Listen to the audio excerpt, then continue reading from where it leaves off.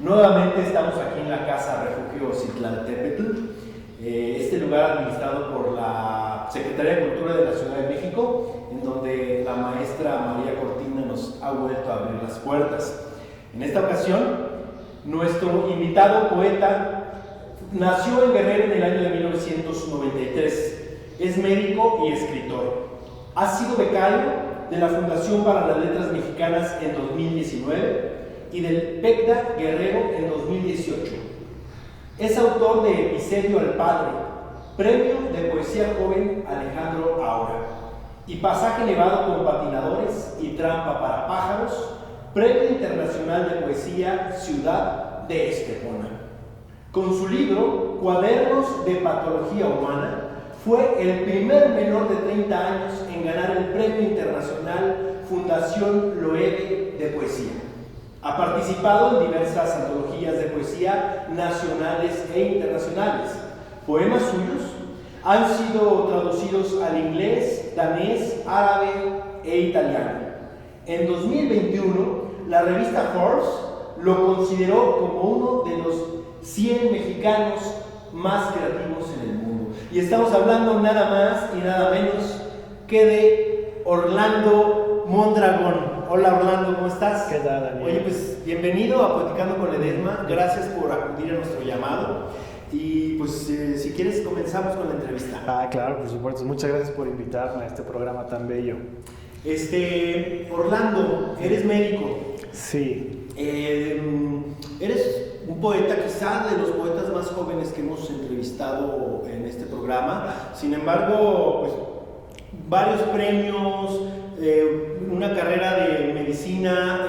Como médico, ¿eres solo médico general o tienes alguna especialidad? Soy psiquiatra. Psiquiatra. Recientemente me gradué de psiquiatra, sí. ¿Y estás ejerciendo esa profesión como psiquiatra? Sí, actualmente estoy ejerciendo en una clínica al norte de la ciudad que es para personas trans. Ok.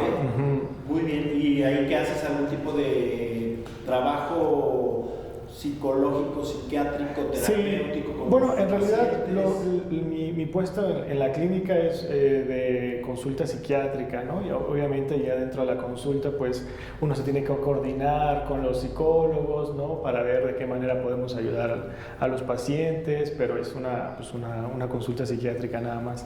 Wow, qué interesante. ¿Qué se gestó primero en ti? ¿Esta necesidad de escribir poesía o esta vocación de médico, digamos, desde joven, de niño? Sí. Pues es como el huevo o la gallina, ¿no? Un poco la pregunta, ¿no? Pues que es bien complicado saber cómo se gestan estas cosas.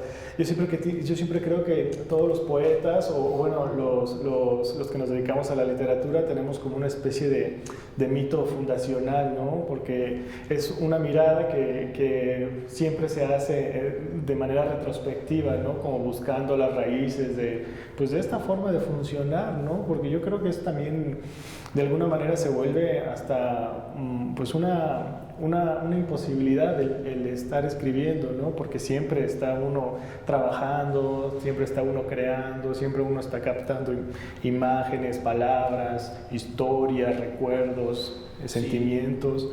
Y bueno, yo creo que en ese aspecto lo más cercano, o más bien hasta donde yo puedo rastrear ese origen, es pues como todo, ¿no? En la infancia. Mi infancia. Sí, yo recuerdo que teníamos un juego con mis hermanas en el que buscábamos el tesoro escondido, ¿no? Entonces, para eso poníamos una pista debajo de algún objeto que nos llevaba a otra pista, ¿no? Hasta que encontramos el tesoro. Pero claro, las pistas tenían una formulación muy cercana a la adivinanza, sí, pero también pues a la poesía, ¿no? Entonces, para describir el refrigerador, por ejemplo, poníamos en lugar de refrigerador, colocábamos algo así como: por fuera es blanca como un vestido de novia, pero por dentro es fría como la muerte, ¿no? Y claro, metaforizar, hacer este recurso. Claro, y desde el juego, ¿no? Desde el asombro, desde el ensayo, o para describir a los columpios decíamos lugar donde el viento juega, ¿no? O el viento se mece con la, no sé, algo así. Hacer una especie de rally recorrido en la casa de ustedes. Exacto, pero claro. ¿En Altamirano? Sí, en Altamirano, sí, exactamente. Bueno, Altamirano fue una ciudad posterior, en realidad yo soy también de un pueblito que se llama Cirándaro de los Chávez. Ahí mismo en Guerrero. En Guerrero, ahí cerquita, 1 hora de distancia. Sí, tierra caliente todavía. Okay. Pero por supuesto era una zona donde no había pues, muchos juegos, no había ni cine, creo que hasta la fecha no hay ni cine, ¿no? Entonces era una población chiquitita, como de unos menos de 10,000 habitantes. Y había un teatro al aire libre, el Teatro del Pueblo, en donde había pues, música regional, obras de teatro y por supuesto se declamaban poemas, ¿no? Recitales de poemas. Y en algún momento yo fui a ese teatro con unos 6, 7 años a recitar poemas, pues conmemorativos, ¿no? A la patria, a la madre, a cosas así, ¿no? ¿Era espontáneo o era alguna institución que te convocaba o te convocaba a la escuela? Ajá, justo de la escuela, o sea, había como ciertas ferias y cada escuela llevaba como un número, a lo mejor bailable, ¿no? Entonces para mí, mis papás son maestros, entonces dijeron, este niño va a recitar. Y entonces ahí, digamos, de alguna manera empieza tu sensibilidad hacia la poesía, tu gusto, tu acercamiento. En ese momento ya decías, me gusta la medicina, quiero ser doctor, tengo que ser... o no, o más bien fue posterior. No, desde entonces. Se fue estando a la par, digamos, sí. Niño, las dos situaciones. Sí, de manera simultánea. Yo creo que siempre, siempre tiendo a comparar como la poesía y la medicina como pues, dos partes distintas de un mismo árbol, ¿no? A lo mejor sí la medicina son estas raíces que crecen, que me fijan a la tierra, y la poesía es pues que crece hacia el cielo, hacia la luz, hacia pues lo más lo que me alimenta de otra forma también, ¿no? Las dos me alimentan, pero de una forma distinta. Muy complementaria. Exacto, digamos, ¿no? sí. Interesante. Oye, Orlando, este tema de Forbes, de los 100 mexicanos más creativos en el mundo, eso es algo que suena muy grande, suena muy fuerte. Sí. Forbes es una revista muy reconocida y es un ranking internacional. ¿Cómo sucedió? ¿Hay que postularse? ¿Te encuentran? ¿Cómo es ese proceso? Ni idea, la verdad es que no tengo ni idea. A mí una tarde alguien en Instagram me dijo, oye, de aquí eres tú, ¿no? Y alguien que ni siquiera conocía, ¿no? De los seguidores de Instagram, a lo mejor un lector, y me envió una fotografía de la página de Forbes. Y salió publicado en el ranking de... Sí, y yo no sé ni cómo sucedió, le pregunté de qué revista era, y para mi sorpresa pues era esa revistota, ¿no? ¿Tienes ese número? Ah, sí, claro, por supuesto, después lo fui a conseguir, me conseguí dos. ¿Es hombres y mujeres o solo varones? No, hombres y mujeres, justo en la misma página comparto con Tania Hueso, con Guillermo del Toro. Ajá. O sea, no tiene tanto tiempo esa publicación. Sí, no, en 2021, sí. 2021, claro, aquí lo tenemos. Oye, pues felicidades, la verdad es que es algo que supongo que más allá de todo lo que puede impactar al ego, es también una satisfacción y un estímulo, ¿no?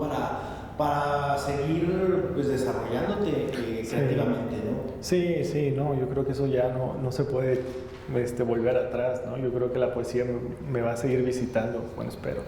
¿Cuál es la aportación que ha hecho en tu vida esta sensibilidad como poeta? Porque finalmente el mundo de la medicina pues, es mucho más técnico, mucho más aterrizado, como decías, pero esta parte de la poesía, ¿qué te aporta como ser humano?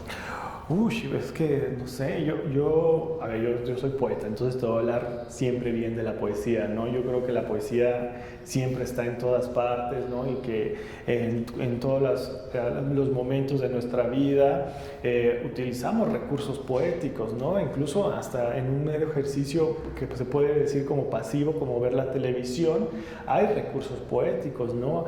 Hay jingles, hay canciones, hay repeticiones, ¿no? Se usa la anáfora, se usan metáforas todo el tiempo, ¿no? Incluso cuando decimos la pata de la mesa, bueno, no es que la mesa tenga patas, no tiene pies, tiene sostén, ¿no?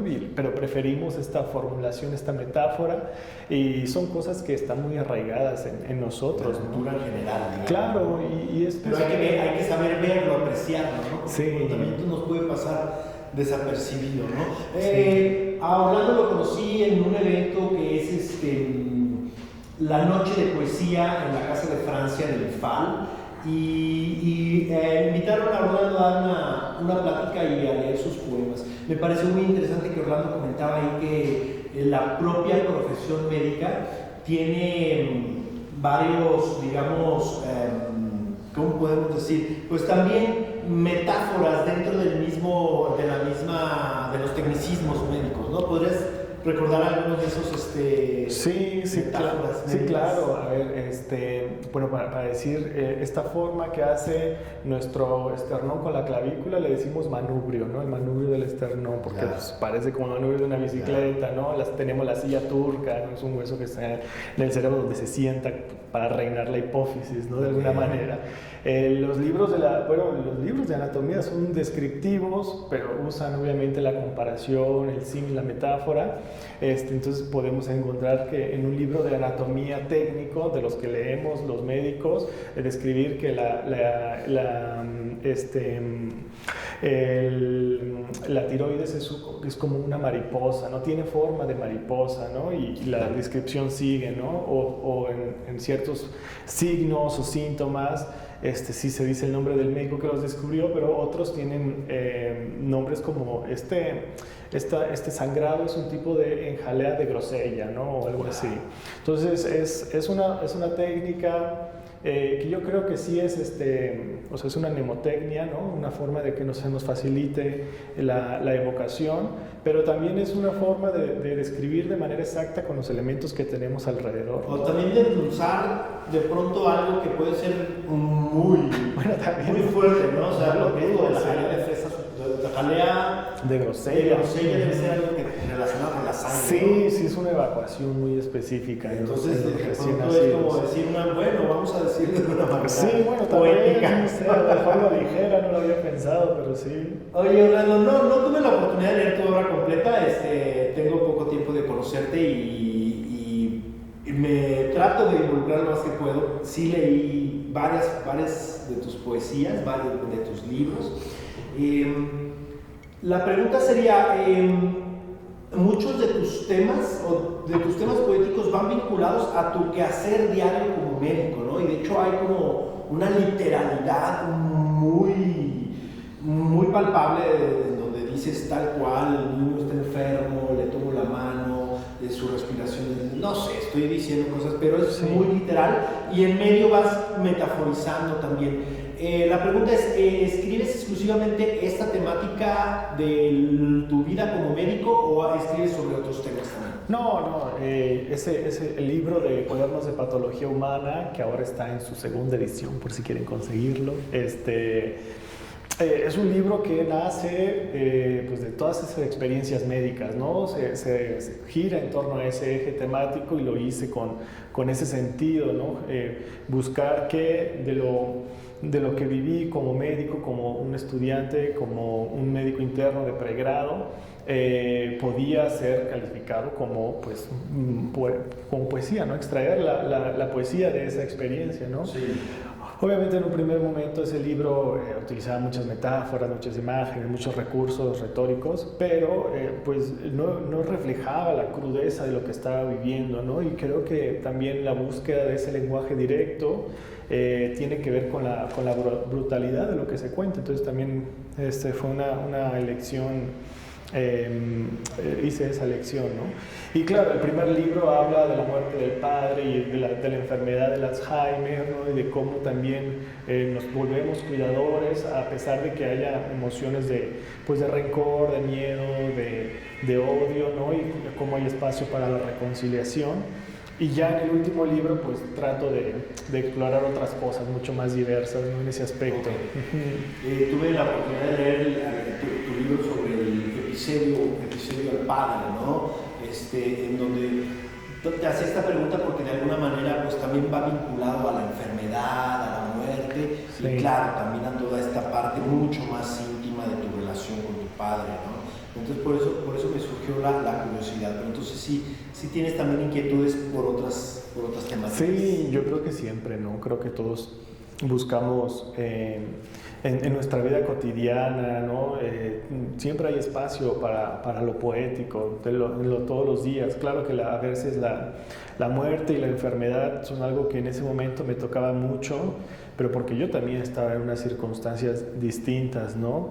Y no es que no estuviera haciendo otro tipo de poemas, pero en ese momento pues mi atención y mi concentración sí se iban hacia esos lados, y eso me permitió pues hacer estos dos libros. Ya después hablo del amor, el desamor y estas cosas que nos gustan un poquito más, que tienen más carnita. No todo lo humano. Claro, el amor siempre da para teatro, novelas, poesía, para toda la literatura. Y seguirá dando. Sí, porque totalmente. Borges decía que tenemos apenas unos 3 o 4 temas, ¿no? Y uno de ellos es el amor, claro.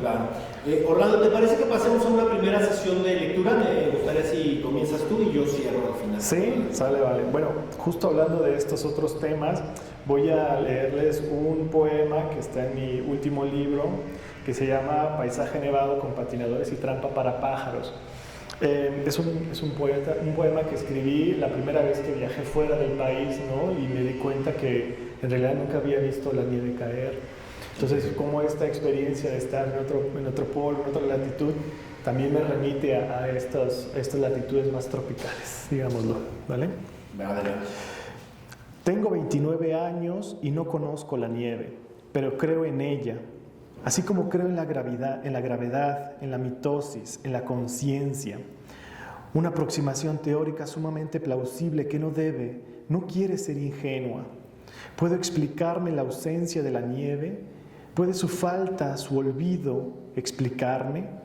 Nuestra vida está escrita por la mano del sol, dice el poeta tropical con una voz agrietada, con una voz sin sombra ni reposo. En esta parte del mundo, las estaciones son más indecisas. El verano se despide continuamente hasta entrado el otoño, cuando el viento ya se ha cansado de amontonar las hojas para hacerlas arder en la oscuridad. Es poco lo que necesitamos saber. Apenas una noción del cambio, conocer el ritmo de la luz, el reloj de la noche, tener una idea de que las cosas siguen un movimiento perpetuo y encontrar una despreocupada belleza en cederlo todo, en dar espacio, en seguirle los pasos a la vida que juega a patinar sobre capas de hielo fino. Más allá de la tristeza de las horas de invierno, la ciudad se pierde en nubarrones de smog, en ese gris que filtra la luz con su ceniza. Pero en algún lugar existe el blanco, la incandescencia de una calma inmóvil, apilada largamente en el sueño. Tenemos la alegría de saber que se puede necesitar poco, tan poco, que poca luz les basta, tan poco sol, inconcebible para nosotros, los que no tuvimos tiempo de escapar de su mancha amarilla. Nosotros, los minúsculos, los sonámbulos, los migratorios, iguales a los pájaros en estatura, los que no medimos el tiempo en el paisaje, sino en una calurosa vida interior, los que nos hace volar a otros conos, los que como las aves en el cuadro vemos la trampa puesta sobre la cabeza y preferimos ignorarla, con tal de ver unos instantes nuestras huellas grabadas en la nieve, porque creemos que puede salvarnos. Wow, muchísimas gracias. Pues bueno, ya, ahora sí que con el poema me respondes más claramente que sí abordas otros temas. ¿No? Sí. Padrísimo. Oye, Orlando, en la profesión médica se tiene la idea de que pues, hay un rigor académico muy fuerte y bueno, la psiquiatría supongo que todavía más, ¿no? Porque ya es una especialidad. La parte de la poesía la has vivido a nivel académico con ese mismo rigor digamos, de estudio, de tener maestros, de dedicarle tiempo a la formación como tal, o más bien ha sido una suerte de autodidacta, de una zona más de relajación, de desahogo. Yo creo que de los dos, ¿eh? En un inicio, sí, claro que fue un espacio de de experimentación, de juego, ¿no? Yo creo que los primeros poemas que yo escribía era una suerte de, pues, de redondillas, sonetos, ¿no? Que escribía para entretener a mis compañeros. Y en ese aspecto los temas rondaban en torno al examen de matemáticas, al papel de baño, ¿no? Y cosas así. Y claro, esas preguntas se fueron complejizando y también mis ganas de abordar los poemas de manera distinta también querían profundizar, ¿no? Y busqué talleres, busqué formarme con otros maestros y bueno, también terminé entrando a la Fundación para las Letras Mexicanas, donde además de, pues, de ser un espacio con mucha libertad para la creación, había clases, ¿no? Y clases... sí, cada martes para revisar los textos que estábamos creando, pero también las clases rondaban en torno a la Divina Comedia, al Quijote, al Primero Sueño, ¿no? Temas que yo creo que en este momento a mí me parecen ineludibles para formar la mirada con que ahora abordo a la poesía. ¿Algún maestro que tengas con algún recuerdo particular que te haya dado? Yo creo que la maestra María Baranda es la poeta que más quiero para empezar. También la admiro muchísimo y creo que ella fue, pues, muy determinante porque es verdad que cuando entré a la Fundación para las Letras Mexicanas, yo iba con mucho temor porque yo no era formado en literatura y letras, no tenía una formación cercana en ese aspecto, pero ella siempre fue muy generosa en sus conocimientos, muy cuidadosa en el momento de abordar mis poemas y eso hizo que yo también tuviera más seguridad de lo que estaba escribiendo, entonces le debo muchísimo. Ok. Ya para ir cerrando, la pregunta sería, Orlando, ¿en qué momento consideras que un poema está terminado? ¿Y cómo lo vives esa sensación de que acabas, de que está por fin acabado un poema? Uy, no sé, es que a veces es muy evidente, siento yo, ¿no? Hay una especie como de satisfacción, sí, como de algo que ya no puede ir más allá, ¿no? Aunque a veces puede ser engañosa, ¿no? Porque muchas veces me pasa a mí que estoy leyendo un poema que me emociona muchísimo y me conmueve en una noche y a la mañana siguiente descubro, pues, que no me dice nada ese texto, ¿no? Y bueno, con los textos propios pasa lo mismo, ¿no? Siempre está la cosquillita de querer hacer un cambio, cambiar una letra, una palabra, una coma, ¿no? ¿Es un proceso tardado un solo poema o puede ser una sentada y terminar un poema? Uy, es que me ha pasado de las dos cosas, sí, claro. Sí, no, lo que más pasa sí es la corrección, ¿no? Que es otro proceso de escritura, ¿no? Siento yo que es como correr un maratón a veces, ¿no? De estar cambiando y dejar descansar ese texto, verlo desde otra mirada, verlo ya con ojos más lectores que el del poeta que lo escribió. Y es muy necesario, hay que dejar que el texto respire, que se vaya, que vaya adquiriendo, pues, su propia autonomía, siento yo, porque a veces el texto te exige cosas que tú en ese momento no quieres ceder porque tenías otra idea de lo que debía ser ese poema o ese verso o esa palabra, ¿no? Y a lo mejor yo empiezo un texto queriendo escribir sobre, no sé, sobre el amor, sobre algo así, y quiero usar una palabra, pero al final resulta que ni siquiera usé esta palabra y el texto se fue hacia no sé, la naturaleza del humano, ¿no? El miedo, la soledad, ¿no? Claro. Y eso pasa muchísimo. Muy bien. Pues, ¿te parece que vayamos a la segunda sesión de lectura? Bueno, perfecto. Bien, amigos, pues, una vez que un libro está editado, aunque todos los poemas tienen un autor, pero yo soy de la idea de que una vez que un libro está editado, la poesía es de todos. Por eso me doy yo estas licencias de poder leer los poemas de mis invitados. En esta ocasión, del libro de Orlando que se llama Episedio al Padre, voy a leer este poema que se llama Desearía regalarle a mi padre. Quisiera nada más, para quienes no sepan qué significa esta palabra de episedio, es una composición poética en que se llora y alaba a una persona fallecida. Y dice así: Desearía regalarle a mi padre un hijo que no esté roto, un hijo sin defectos de fábrica, con piezas de repuesto para sus enojos, hábil con los balones o las distancias, un hijo que pueda presentarles una muchacha hermosa en la cena, sin esta cruz de soledades en la espalda, un hijo pared en el que pueda apoyarse sin miedo, un hijo bonsái que crezca bajo su sombra, un hijo gato que no pierda el camino a casa, un hijo con todos los ladrillos que planeaste, papá. No este hijo de papel, no este hijo de vidrio que se corta con sus propios bordes. Qué bella lectura, Daniel, muchas gracias. ¿Algún comentario sobre este poema? Ay, no, pues... Es un libro muy doloroso, ¿no? Es un libro muy entrañable porque por un lado está todo este amor, toda esta relación con tu padre, pero por otro lado está la enfermedad, la muerte, que me imagino que la viviste muy, muy cerca de él. Bueno, y en ese momento yo necesitaba matar a mi papá. O sea, creo que mi padre sigue vivo, para empezar, ¿no? Ah, sigue vivo tu padre. Sigue vivo, tengo que confesarlo. Pero bueno, también creo que la poesía... Era más bien una muerte metafórica también.